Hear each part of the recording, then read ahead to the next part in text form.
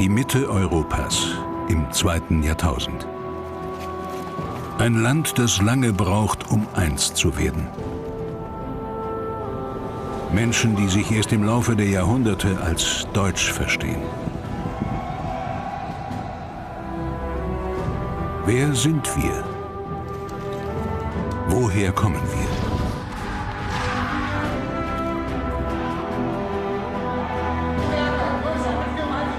Fragen an ein Jahrtausend deutsche Geschichte.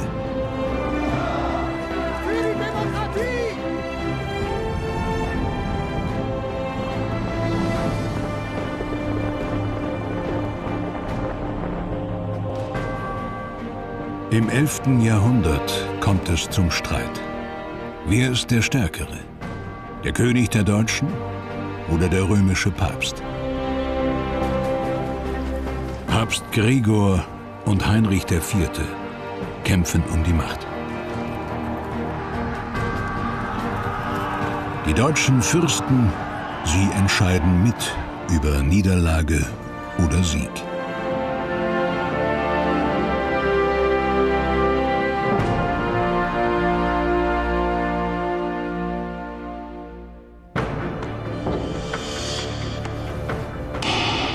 Dass der Name des Papstes einzigartig ist in der Welt. Was erlaubt sich dieser Papst? Dass alle Fürsten nur dem Papst die Füße küssen dürfen. Ich bin der König der Römer, der künftige Kaiser, Nachfolger Karls des Großen. Dass er selbst von niemandem sonst gerichtet werden kann.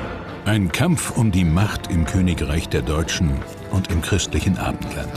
Dass er allein Bischöfe absetzen und wieder einsetzen kann. Ein anderer besteige den Thron des heiligen Petrus. Dass es dem Papst erlaubt ist, den Kaiser abzusetzen.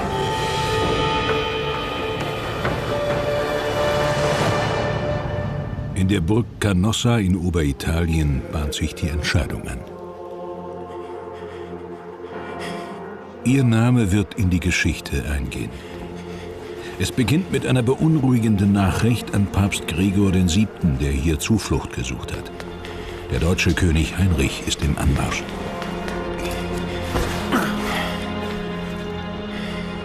So verfügen wir, dass der Landbesitz der Region übergeht. Er ist gekommen, heiliger Vater. Regt euch nicht auf. Wer ist gekommen?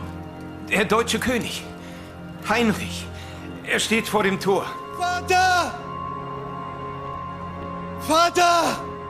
Immerhin hat Gregor VII. Den deutschen König abgesetzt. Er wird nicht wagen, uns hier anzugreifen.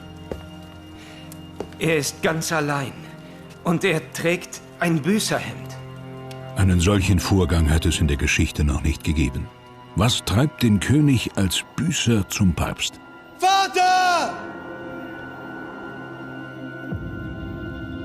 Vater!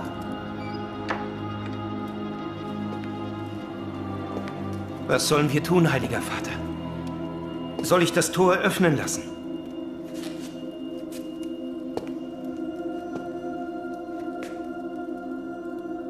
Nein.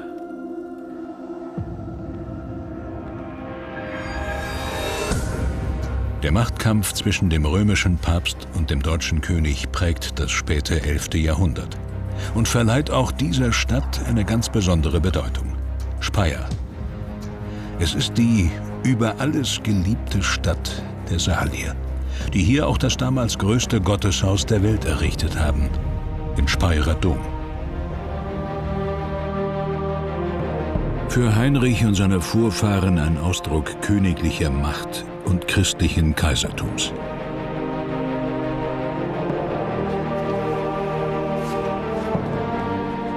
Schon als Kind wird Heinrich IV. Deutscher König. Sein Vater Heinrich III. Leidet an Gicht und muss sich beeilen, seine Nachfolge zu sichern. Gewählt wird der Herrscher nach alter Tradition von den deutschen Fürsten. Sie sind die Säulen des Reiches, wie es heißt. Und erst ihr treuer Schwur macht den Königssohn zum Herrscher. Schwört eurem zukünftigen König, meinem Sohn, die Treue.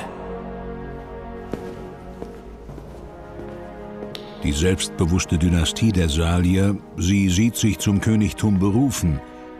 Sehen die Fürsten das genauso? Deine Feinde sind meine Feinde. Deine Freunde sind meine Freunde. Ich will dir allzeit treu und gewärtig sein. Doch wie die Quellen berichten, geschieht nun etwas Unerwartetes.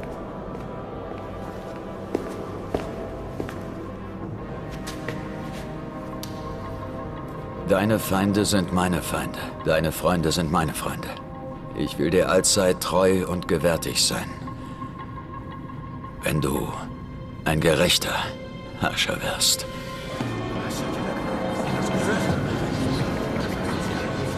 Der mächtige Herzog von Schwaben, Rudolf von Rheinfelden, knüpft seine Gefolgschaft erstmals an eine Bedingung.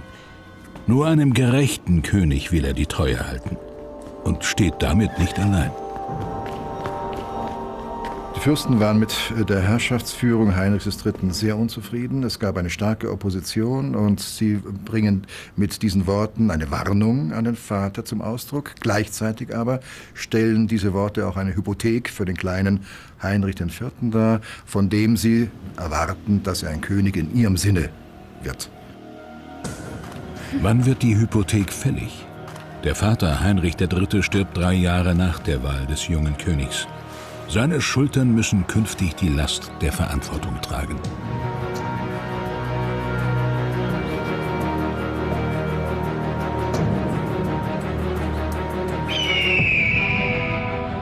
Das Reich, über das Heinrich IV. Eines Tages herrschen soll, bedeckt halb Europa. Seit dem 10. Jahrhundert ist der deutsche König auch Kaiser der römischen Christenheit. Zu seinem Machtbereich gehört Oberitalien und seit 1033 auch Burgund. Auf deutschem Boden leben damals etwa 5 Millionen Menschen. Es ist die Zeit, in der aus manchen Dörfern kleine Städte werden. Geschützt durch Mauern, mit festeren Wegen und Gebäuden, ziehen sie die Menschen an, öffnen ihre Tore für Handel und Wandel.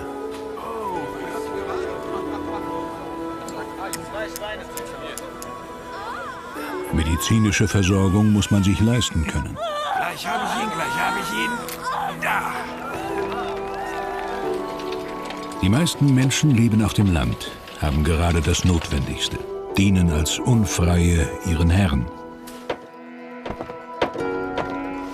Technischer Fortschritt erleichtert auch damals schon das Leben.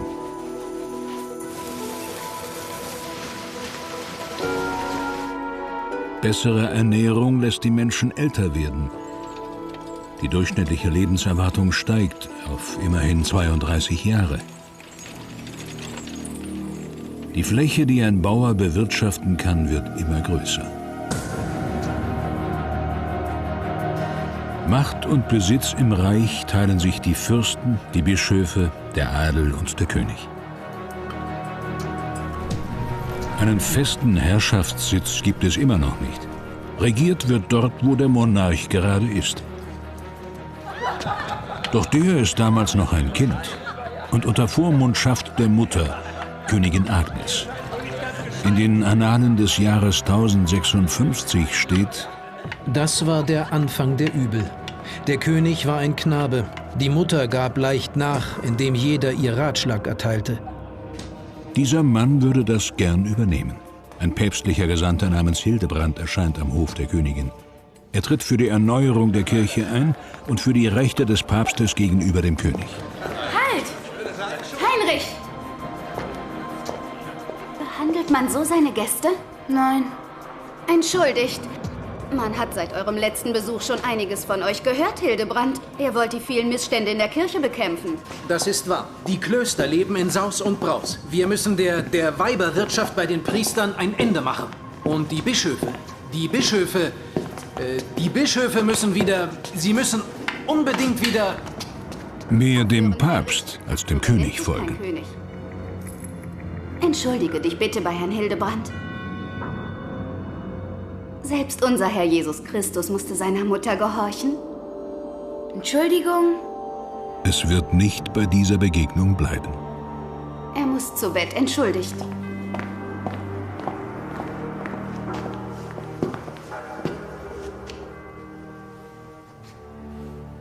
lange müssen wir uns noch auf diese Weise demütigen lassen? Ihr habt völlig recht.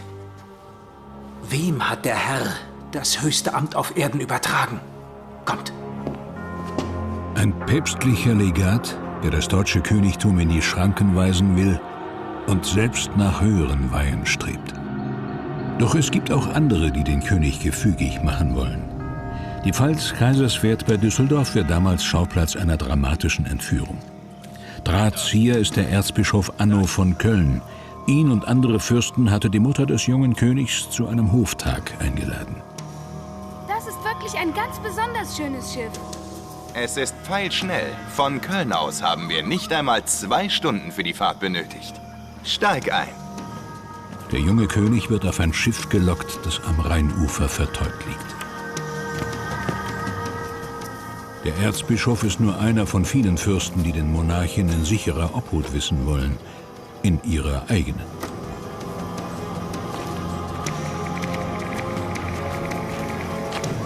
Zunächst schöpft niemand Verdacht.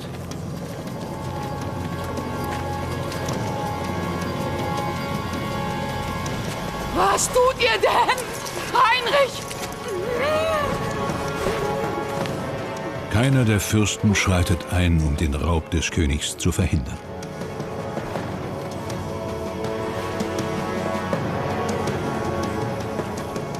Heinrich soll nach Köln verschleppt werden, um die nächsten Jahre in Gewahrsam von Erzbischof Anno zu verbringen. Der Junge spürt die Gefahr, versucht zu entkommen. Um ein Haar hätte es den jungen Salier das Leben gekostet.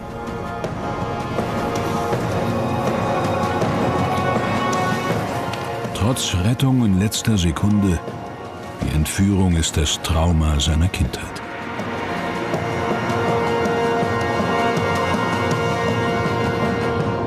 Der Erzbischof von Köln ist einer der mächtigsten Fürsten seiner Zeit. Erzbischof Arno von Köln war, das kann man wohl sagen, in Sorge um das Reich. Die Königsherrschaft bis dahin hat die Interessen der Fürsten zu wenig berücksichtigt. Das führt dazu, dass er den jungen Heinrich IV. Entführen lässt, der berühmte Staatsstreich von Kaiserswerth, um Heinrich IV. Nach seinem Sinn, im Sinne der Fürsten zu erziehen, zu einem gerechten König. Wer hat nun die Macht im Reich? In Goslar, seinem Geburtsort, ist auch der Thron Heinrichs IV. Erhalten. Doch der steht damals erst einmal leer. Anstelle des Königs entscheiden nun die mächtigen Fürsten im Reich. Und das erlebt nicht nur innere Unruhe. Als die Zeit für Heinrichs Thronbesteigung gekommen ist, stehen Aufstände im Osten bevor.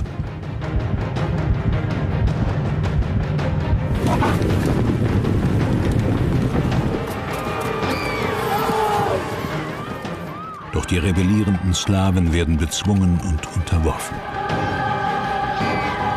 Künftig ist König Heinrich Kraft seines Amtes für die Verteidigung des Reiches nach innen und außen verantwortlich. Als der König volljährig wird, entlassen ihn die Fürsten aus der Obhut. Im März 1065 wird Heinrich IV. Für mündig erklärt und erhält sein Königreich zurück. Die Bischöfe hoffen, ihn zu einem rechtschaffenen Herrscher erzogen zu haben. Wie seine Vorgänger ist auch er ein Reisekönig. Sein Leben lang wird er durch sein Reich reiten. Mehr als 120.000 Kilometer, 3-mal um die Welt. Sein Hofstaat reist mit ihm. Es sind bis zu 2000 Ritter, Handwerker, Dienstleute und Hofschreiber. Zwischen den königlichen Pfalzen liegen lange Wege. Versorgt werden der Monarch und sein Gefolge von den Bauern der Umgebung. Ein Dutzend Ochsen, Tausende von Scheffeln Getreide, Hunderte Ziegen und Schweine, zahllose Strohballen und Fässer mit Wein und Bier, Tausende Eier und die Hühner gleich noch mit dazu. Was soll das? Wieso nur 3 Eier? Ich hab nur die 3. Du hast 3 Hühner und von jedem sollst du 3 Eier abgeben. Ein königlicher Aufenthalt war eine große Ehre und enorme Bürde. Zwar wird der Monarch auf seinen Wegen gut bewacht, doch auch er ist gegen Krankheiten nicht gefeit. Gegen Infektionen gibt es keinerlei medizinische Hilfe. Schon eine Erkältung kann zum Tode führen, auch bei einem König. Nur wenige Herrscher im Mittelalter wurden älter als 40 Jahre. Heinrich IV. War laut Quellen in der Jugend schwer erkrankt, doch als Erwachsener erfreute er sich bester Gesundheit.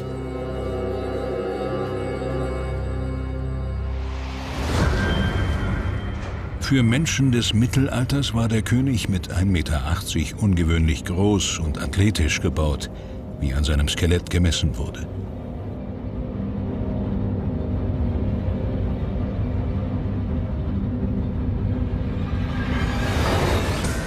Gefunden wurde es, als im Jahr 1900 im Speyerer Dom die salischen Kaisergräber geöffnet und die Gebeine und Grabbeigaben erstmals untersucht werden konnten. Das Skelett Heinrichs IV. Ist verblüffend gut erhalten. Es zeugt, so Experten, von einem Leben im Sattel. Der Schädel deute auf markante Gesichtszüge. Ein Schneidezahn wurde wohl in der Jugend ausgeschlagen. Andere Zähne sind stark abgerieben. Heinrich IV. Ist der 3. Salier auf dem Thron. Schon sein Großvater begann mit dem Bau des Domes von Speyer. Unter der Herrschaft seines Enkels wird er zur größten Kirche der Welt. Heinrich will der Salier-Dynastie ein Denkmal setzen, seinem Verständnis von Gott, der Welt und vom eigenen Königtum Ausdruck verleihen. Auf Augenhöhe mit dem Papst widerstehen, wie dieser sieht er sich von Gott berufen. Auch die über alles geliebte Stadt soll von der Macht der Salier zeugen. Seit dem Jahr 1030 wird Speyer planmäßig aufgebaut. Der Dom steht im Zentrum der geometrischen Anlage. Sogenannte Kreisschläge markieren den Straßenverlauf der Planstadt.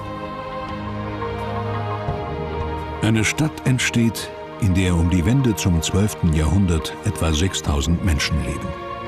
Vorbild für andere, spätere Gründungsstädte, die auch auf dem Reißbrett entstehen, wie Freiburg, Leipzig oder Lübeck. Metropolis Germaniae, die Hauptstadt Deutschlands, nennt ein englischer Mönch die Stadt. Das ist typisch für das 11. Jahrhundert, die Steigerung der Effizienz. Nur dann kann man nämlich auch erklären, weshalb es im 11. Jahrhundert möglich war, diese gewaltige Bauleistung überhaupt an den Tag zu legen. Diese vielen, vielen riesigen Kirchen zu bauen, diese Klöster und die Städte, die jetzt entstehen. Auch die Klöster gewinnen in der Ära Heinrichs an Bedeutung, haben großen Zulauf und wachsen. Sie sollen mehr den Menschen dienen und der römischen Kirche folgen und weniger den weltlichen Herren. Das fordert ein neuer Papst in Rom, der selber zuvor Mönch war. Viele Äbte und auch Bischöfe werden von den Herrschern ernannt, andere kaufen sich das Amt. Damit soll nun Schluss sein. Zurück zu den Regeln des heiligen Benedikt, heißt die Losung aus Rom. Ora et labora, bete und arbeite. Auch sollen sich die Novizen künftig strikt an das halten, was sie geloben. Keuschheit, Gehorsam und Besitzlosigkeit. Von den Klöstern geht im 11. Jahrhundert eine Reform der Kirche aus.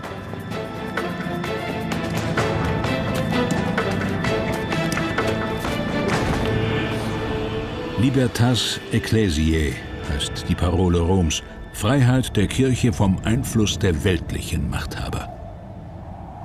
Die Botschaft der Mönche, sie macht auch vor den Königen nicht Halt. Am Hofe Heinrichs gehe es wüst zu, schreiben die Chronisten. Das gibt nicht nur dem Papst zu denken, sondern auch manchen deutschen Fürsten, die den König von Gottes Gnaden an seine heiligen Pflichten erinnern wollen. Rudolf von Rheinfelden hatte einst beim Treueschwur gesagt, er werde nur einem gerechten König dienen. Ein Mann, der sich als Stellvertreter des himmlischen Königs auf Erden bezeichnet, soll sich dessen auch würdig erweisen. Wo finde ich den König? Mal sehen. Er, der König über viele Völker war, richtete in sich selbst der bösen Lust einen Thron auf, schrieb der sächsische Chronist Brun. 2 oder 3 Konkubinen hatte er zur gleichen Zeit, aber auch damit war er noch nicht zufrieden. Rudolf von Rheinfelden, der Herzog von Schwaben! Beide sind immerhin verwandt. Komm an meine Brust, mein Schwager. Was kann ich für dich tun? Mein König, du wolltest mich sprechen? Gesell dich zu uns. Ich werde ein anderes Mal wiederkommen, du verzeihst.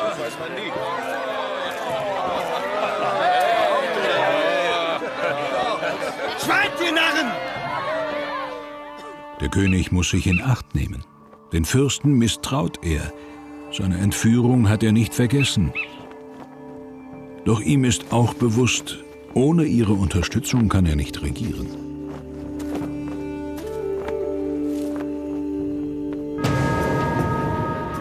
Ebenso weiß er, dass in der Ferne einer den Anspruch erhebt, den Königen die Macht über die Kirche streitig zu machen. Der Papst in Rom.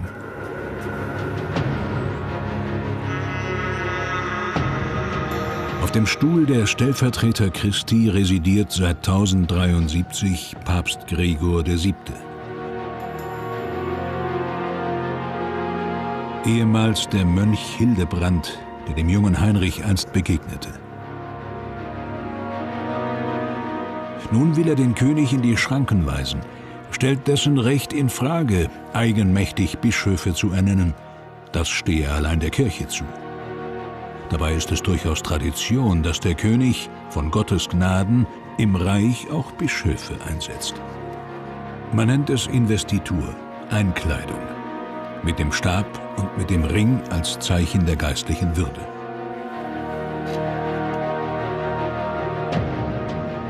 Die Ernennung der Bischöfe sichert die königliche Macht im Reich. Sie sind ihm treu, verfügen über Reichtümer und Territorien, stellen Truppen.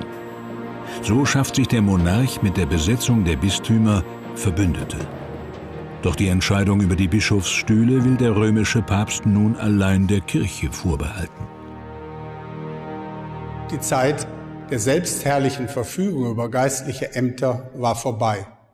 So wurde der Streit zum Investiturstreit. Wer aber hat im Machtpoker die besseren Karten?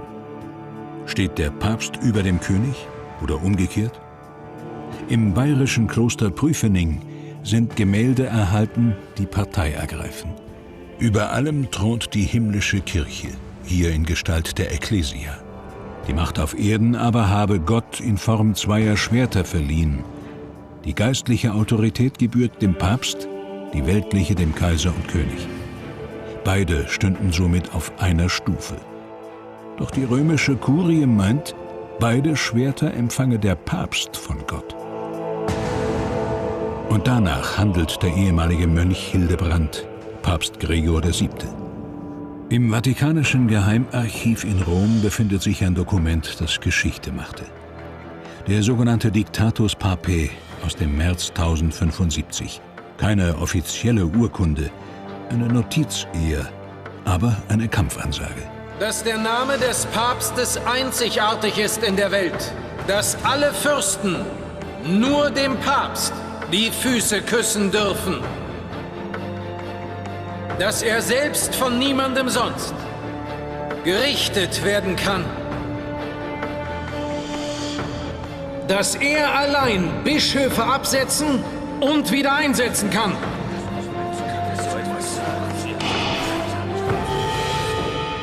Dass es dem Papst erlaubt ist, den Kaiser abzusetzen. Dass ein Papst hingeht und mit einer derartigen Konsequenz die Ansprüche des Papsttums neu formuliert und sie gleich auch noch in politische Praxis umsetzt, das ist das Aufregende im 11. Jahrhundert. Und die Ouvertüre für einen bislang beispiellosen Machtkampf. Lest! Er hat euch sogar Deutscher König genannt. Deutscher König? Ich bin der König der Römer, der künftige Kaiser, Nachfolger Karls des Großen. Hol den Schreiber. Der Monarch regiert damals nicht nur über deutsche Lande, sondern auch über Burgund und Teile Italiens. Vor allem aber ist der König der Deutschen auch designierter Kaiser der römischen Christenheit und fühlt sich berufen von Gott. Heinrich, der nicht durch Anmaßung, sondern durch Gottes gerechte Anordnung König ist, an Hildebrand, der nicht mehr der Papst, sondern der falsche Mönch ist. Der Herr Jesus Christus hat uns zum Königtum, dich aber nicht zur geistlichen Herrschaft berufen. Durch List bist du zu Geld gekommen, durch Geld zu Gunst, durch Gunst zum Schwert, durch das Schwert zum Sitz des Friedens und vom Sitz des Friedens aus hast du diesen Frieden gestört. So steige du herab, verlasse den apostolischen Stuhl, den du dir angemaßt hast. Ein anderer besteige den Thron des heiligen Petrus. Einer, der Gewalttaten nicht mit Frömmigkeit bemäntelt. Ich, Heinrich, durch die Gnade Gottes König, sage dir zusammen mit allen meinen Bischöfen, steige herab. Steige herab. Von dem Moment an, als die Bischöfe und Heinrich Gregor aufgefordert hatten, den Stuhl Petri zu verlassen, weil er ein Eindringling sei, war der Konflikt nicht mehr zu deeskalieren. Die Antwort aus Rom lässt nicht lange auf sich warten. Gregor VII. Handelt getreu seinem Selbstverständnis. Er, der Papst, setzt den König schlichtweg ab und entbindet alle Untertanen vom Treueeid.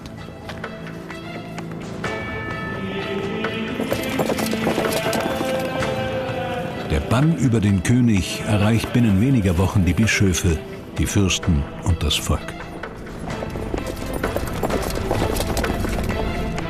Zur Ehre und zum Schutz deiner heiligen Kirche. Kraft deiner Gewalt und deiner alles umfassenden Vollmacht. Spreche ich König Heinrich, der sich gegen deine heilige Kirche mit unerhörtem Hochmut erhoben hat, die Herrschaft ab über Deutschland und Italien.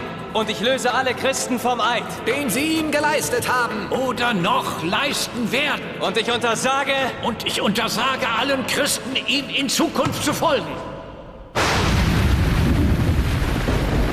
Als die Nachricht vom Bann über den König zu den Ohren des Volkes gelangte, da erzitterte unser ganzer römischer Erdkreis, notierte Bischof Bonizo von Sutri. Herzog Rudolf von Rheinfelden, weitere Fürsten und Bischöfe beraten, ob sie dem König ihre Gefolgschaft aufkündigen sollen.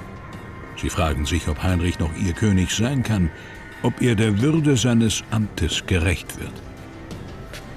Sollen wir ihm wirklich weiter die Treue halten? Der Papst hat ihn gebannt. Das ist ein eindeutiges Zeichen. Wie sollen wir uns verhalten? Wie sollen wir uns verhalten? Er hat die Würde des Reiches beschmutzt und sich schlechte Berater gesucht. Aber er ist der Sohn Kaiser Heinrichs. Wir haben ihm Gefolgschaft geschworen, so auch du, Rudolf. Ich leistete meinen Eid nur auf einen gerechten Herrscher. Aber es war doch Gottes Wille, dass er die Königskrone trägt. Dann ist es auch Gottes Wille, dass er sie wieder verliert. Genug!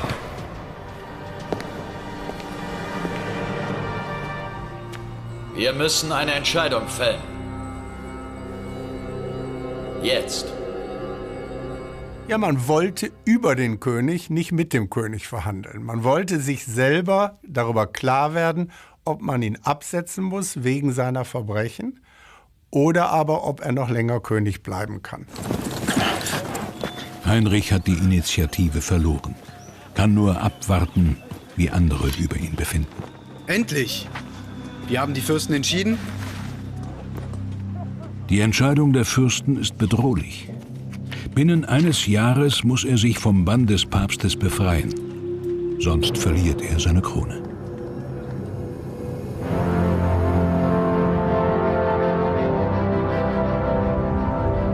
Heinrich muss handeln. Aber wie? Im eisigen Winter 1077 macht er sich auf den Weg über die Alpen. Die Fürsten haben die Pässe sperren lassen, um zu verhindern, dass der König nach Italien gelangt, zum Papst. Doch Verwandte Heinrichs erlauben ihm die Passage über Burgund und den Mont-Cenis. Eine Reise unter wenig königlichen Bedingungen. Bald krochen sie auf Händen und Füßen vorwärts, schreibt der Chronist Lampert. Bald stützten sie sich auf die Schultern ihrer Führer, manchmal glitt ihr Fuß auf dem glatten Boden aus. Sie fielen hin und rutschten ein ganzes Stück den Berg hinunter.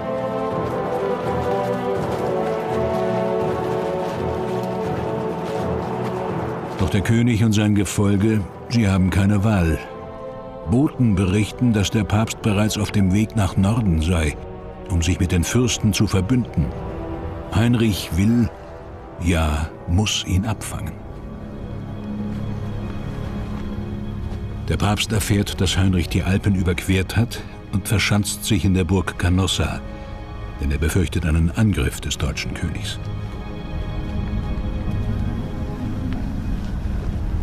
Was sich im Winter 1076/77 abspielt, der Gang nach Canossa, hat, das kann man sagen, weltgeschichtliche Bedeutung, denn zum ersten Mal unterwirft sich ein König dem geistlichen Oberhaupt. Ein Vorgang, der schon in der Zeit und vor allen Dingen aus dem Rückblick als umstürzend angesehen wird.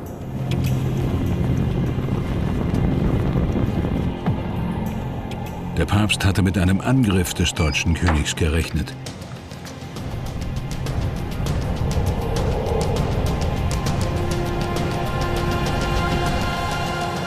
Doch dann geschah das Unerwartete. Hier stand der König nach Ablegung seiner Gewänder, ohne alle Abzeichen der königlichen Würde. Vater! Barfuß und nüchtern, vom Morgen bis zum Abend. Das Urteil des Papstes erwartend. So der Bericht des Chronisten.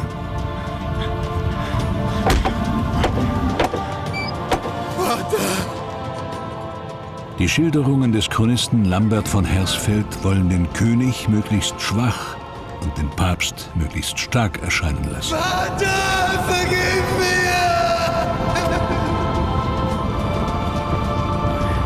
Mein König, es hat keinen Sinn. Pater Noster qui es in caelis sanctificetur nomen tuum, fiat voluntas tua, sicut in caelo et in terra. Panem nostrum quotidianum da nobis hodie. Die Quellen machen aus dem Gang nach Canossa ein historisches Drama. Heinrich IV., so berichten die Quellen, stand 3 Tage lang vor den Toren Canossas, im Büßergewand, barfüßig, frierend in Eis und Schnee. Ob das alles so stimmt, ist die Frage. Aber Fakt ist, er hat durch seine Büßerhaltung enormen Druck auf den Papst ausgeübt. Der ist nicht nur Kirchenfürst, er ist auch Seelsorger. Ein reuiger, bußfertiger Sünder hat Anspruch auf Verzeihung und Barmherzigkeit. Das weiß auch Heinrich. Und so nennt sein Chronist die ganze Inszenierung einen klugen Schachzug.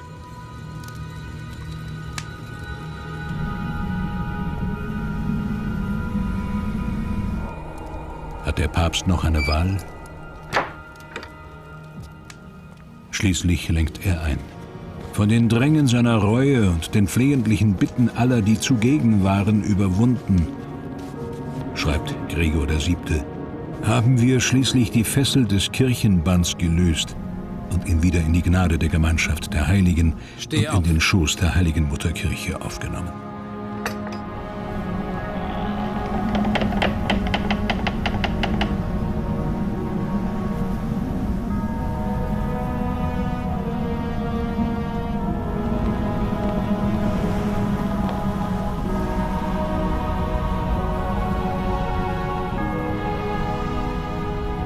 Der Gang nach Canossa mutet an wie die Heimkehr des verlorenen Sohnes. Die Nachwelt teilt ein in Sieger und Besiegter.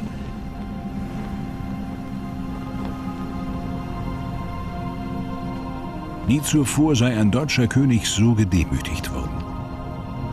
Nie zuvor habe ein römischer Papst seine Macht drastischer bewiesen. Tatsächlich war beim Gang zum Papst vor allem Berechnung im Spiel.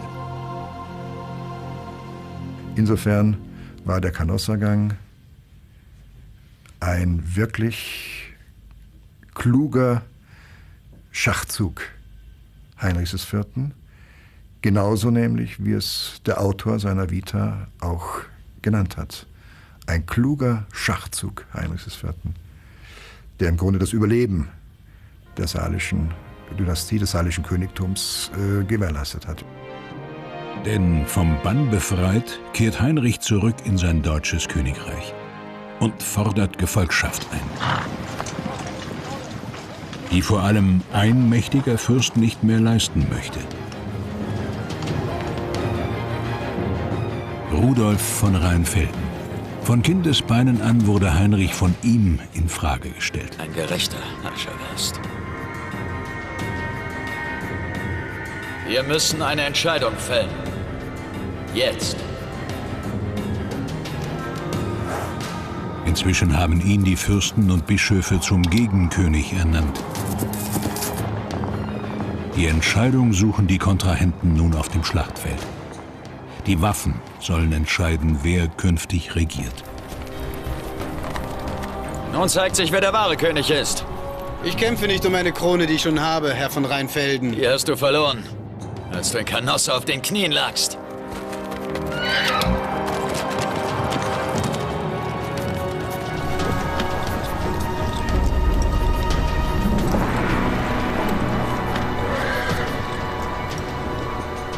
Am 15. Oktober 1080 treffen die Heere der beiden deutschen Könige an der Weißen Elster in Thüringen aufeinander. Und ein schreckliches Morden beginnt, wie Chronisten schreiben. Rudolf von Rheinfelden gilt als der beste Feldherr seiner Zeit. Und von Anfang an scheinen seine Truppen überlegen. Heinrich gerät in Bedrängnis.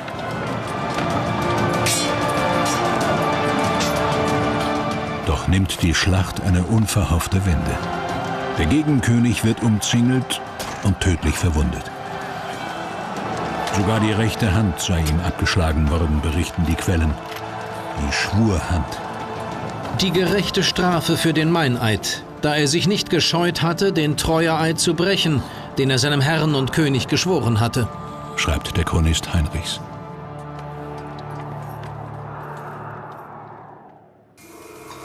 Wie das Skelett Heinrichs hat auch die Hand Rudolfs fast ein Jahrtausend überstanden. Sie wurde mumifiziert und in einem Reliquienkästchen aufbewahrt. Gibt sie weitere Aufschlüsse über das Geschehen auf dem Schlachtfeld damals? Für diesen Film führte das Anthropologische Institut der Universität Mainz eine computertomographische Untersuchung durch, mit einem überraschenden Befund.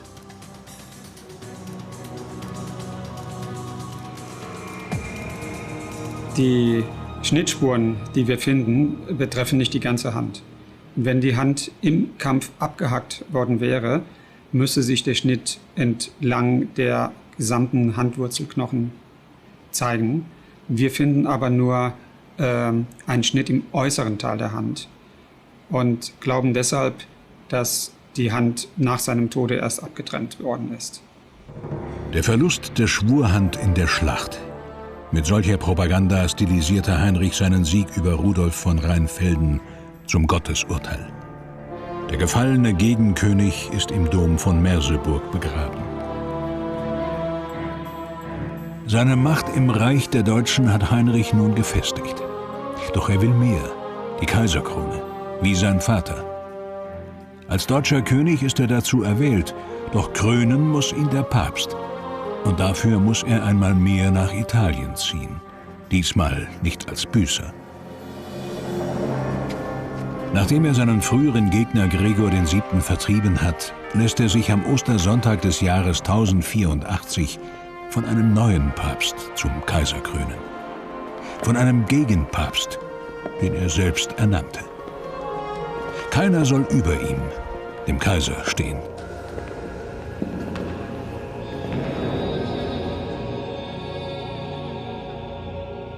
Der Papst, der die Macht des Monarchen anfocht, verbringt seine letzten Tage im Exil in Salerno.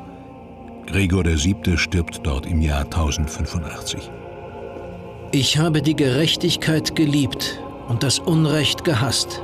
Deshalb sterbe ich in der Verbannung. Waren den Quellen zufolge seine letzten Worte. Er wollte seine Kirche vor weltlichem Einfluss bewahren und hat doch im Kampf um die irdische Macht Partei ergriffen. Die Person Gregors VII. Ist mit Sicherheit eine Ausnahmeerscheinung. Schon die Zeitgenossen haben ihn mit Bezeichnungen wie Heiliger Satan bedacht. Und es waren keine Feinde Gregors VII. Man hat also die Rigorosität, den Fanatismus schon unter den Zeitgenossen gesehen. Und die Konsequenz, mit der er bis zum Ende gehandelt hat, ist mit Sicherheit sehr, sehr außergewöhnlich. Unter den Nachfolgern Gregors wird der Streit zwischen Kaiser und Papst vorerst beigelegt. Mit dem sogenannten Wormser Konkordat im Jahr 1122. Das kostbare Schriftstück zählt heute zu den wertvollsten Dokumenten im Vatikanischen Geheimarchiv. Wie lautet die Einigung, die in Worms so feierlich beschlossen wurde?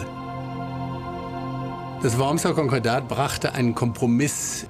Heinrich verzichtete auf die Einsetzung der Bischöfe in ihr geistliches Amt. Der Papst erlaubte ihm im Gegenzug, jedoch diese Bischöfe in ihre weltlichen Herrschaftsrechte weiterhin einzusetzen.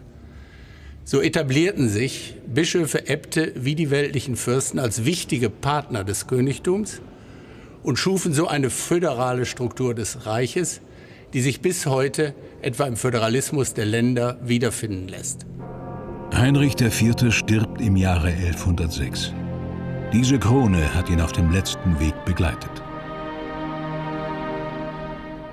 Im Speyerer Dom fand er seine letzte Ruhe. Auch den Ring, den er als König trug, nahm er mit ins Grab. Die Chronisten schrieben die Geschichte seines Lebens auf ihre Art. Die einen hießen ihn Verlierer, die anderen nannten ihn Sieger. Im Ringen um die Macht als deutscher König und Kaiser.